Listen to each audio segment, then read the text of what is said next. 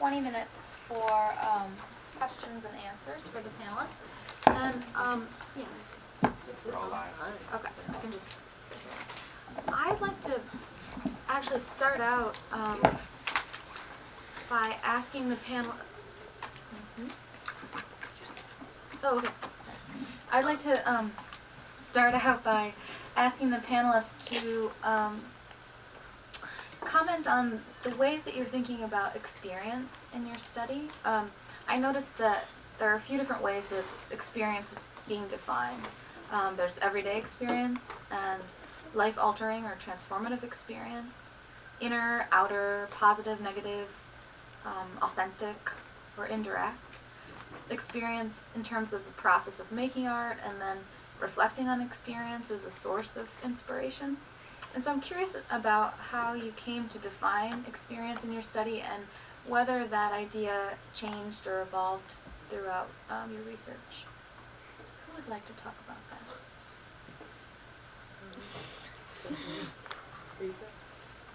Well, I would start. I would say my experience, the lesson plans were really.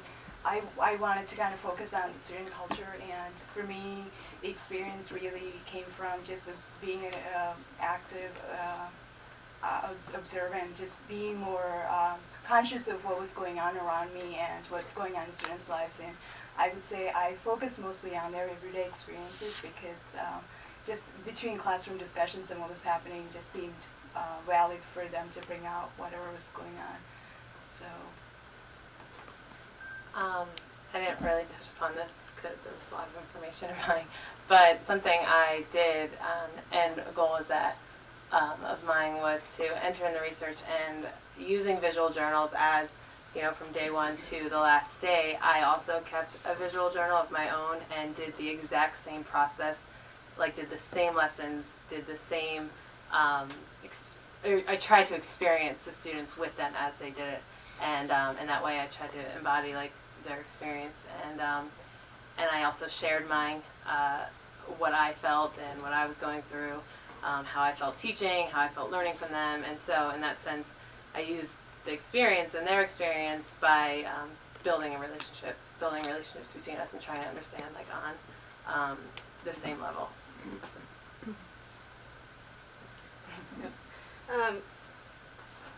I've been thinking a lot about my childhood, and you know, we all can probably go back to a teacher that affected us. So,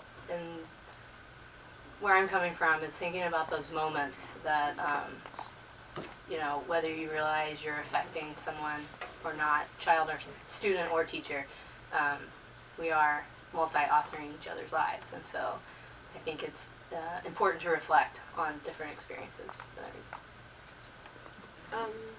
Okay.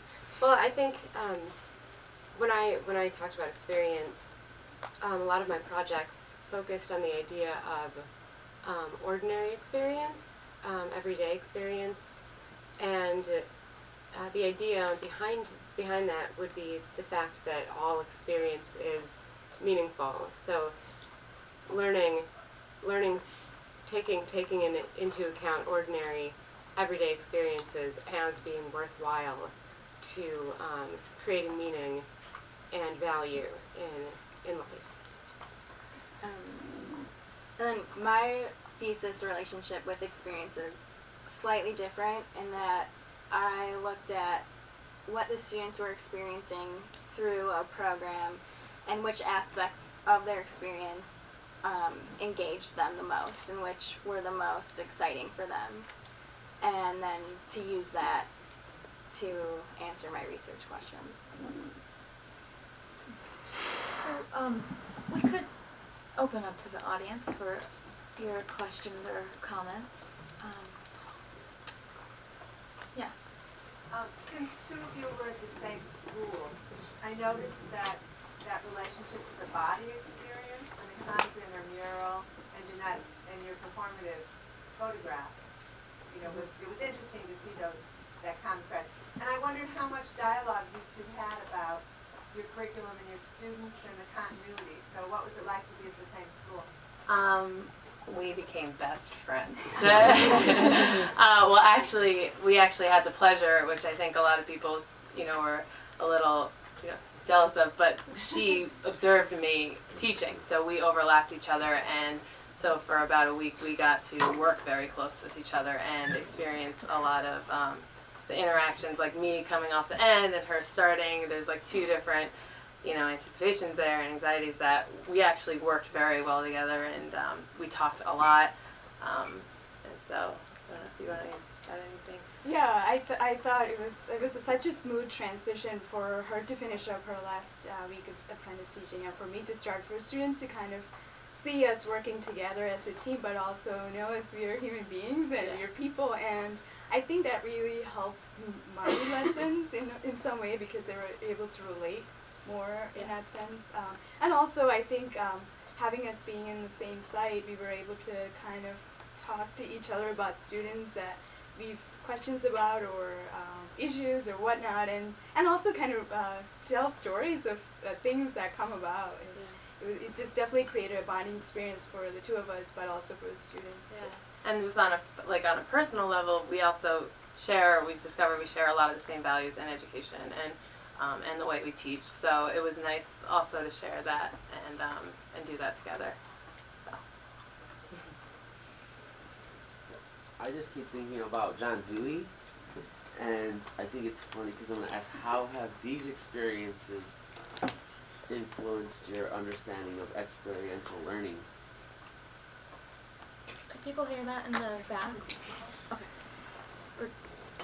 For me, it's been really a struggle through this whole process to, in the thesis one, writing about something I haven't experienced yet.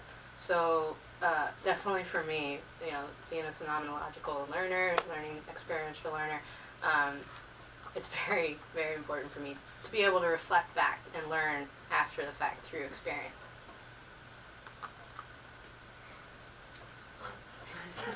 Well, I agree. I agree with that. But yeah, I think we all, in a sense, took a risk, and we all tried something new, and that also allowed for experience with the students.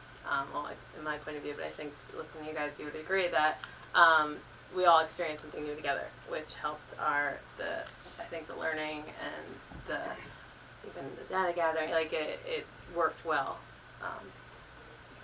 I had, when you had a student who said throw down the gauntlet, I had some of the questionnaires that I handed out asked students to, what can I do better? And there were a lot of similar responses, like throw down the gauntlet.